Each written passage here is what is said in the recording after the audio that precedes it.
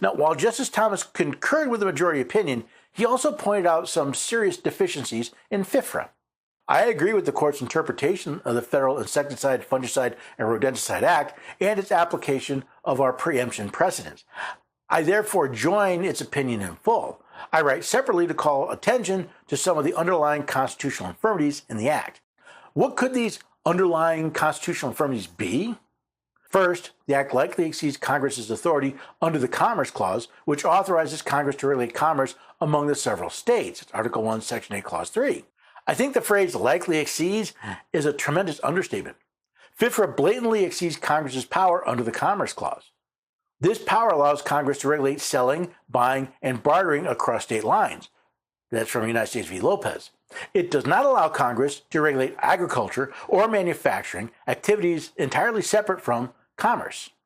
I wish Justice Thomas would remember that the next time some USDA, Department of Labor, or EPA regulation is before the court. The Act is a comprehensive regulatory statute that appears to regulate more than the Commerce Clause allows. As this court has acknowledged, the Act regulates the use as well as the sale of pesticides and regulates pesticides produced and sold in intrastate commerce. The Act, along with other things, requires pesticide manufacturers to register their pesticides with the Environmental Protection Agency, submit information about them, and use EPA-approved labels before selling the pesticide anywhere. A manufacturer that does not use the approved label may be subject to civil and criminal penalties, regardless of whether the goods are sold in interstate commerce.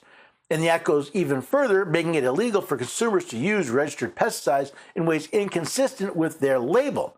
The Act thereby purports to regulate how an individual who owns pesticide products such as Roundup can use those products even if he bought them at a locally owned store down the street, and even if he seeks to use them in his own backyard.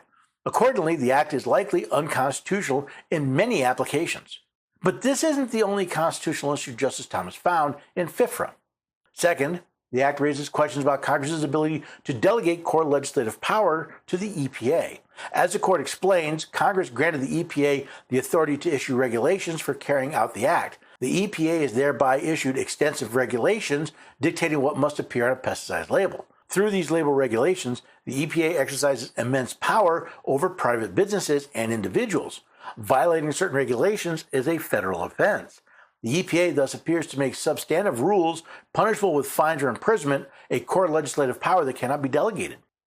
Justice Thomas' statement holds true not just for FIFRA and the EPA, but for every federal agency where Congress has claimed to delegate rulemaking power. Now, Article 1, Section 1 delegates all lawmaking power to Congress, not the executive branch or even federal courts. Therefore, no entity but Congress can create anything with the power of federal law, at least if we're following the supreme law of the land. Now, Justice Thomas's third point is also very important. Third, and relatedly, the Act raises questions about the extent to which federal agency action can preempt state law and form a preemption taken for granted by the parties in this case.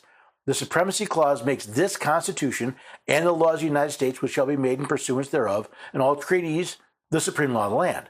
The Constitution, federal law, and treaties thus preempt any conflicting state law.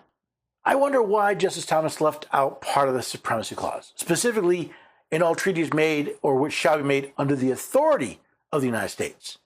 See, not all treaties are the supreme law of the land. Only those that are made under the legitimate authority of the United States. In other words, the United States cannot violate the Constitution by treaty. Now, Justice Thomas appears to skip over that fact that only laws of the United States which shall be made in pursuance thereof of the Constitution are the supreme law of the land. Therefore, since Congress claims power is not delegated to it by the Constitution and FIFRA, it's not the supreme law of the land. Justice Thomas does make an interesting point, though. Federal rules and regulations are not part of the supreme law of the land. Administrative actions appear difficult to fit under the Supremacy Clause. Agency actions are not the Constitution, nor is it a treaty, and laws are made by Congress and the President through the bicameral and presentment clauses. So if agency actions qualified as supreme law, then it arguably violates the Constitution's separation of powers. On the other hand, if agencies cannot make law, their actions seem to fall beyond the Supremacy Clause purview and cannot preempt state law. A nicely laid pincer move on FIFRA. If an agency's rules are law, it violates the separation of powers. And if an agency's rules are not law, they're not supreme. I do have to ask Justice Thomas that if the Act is so unconstitutional, Why do you concur that its illegal mandate should prevail? It sounds like you're talking out of both sides of your mouth.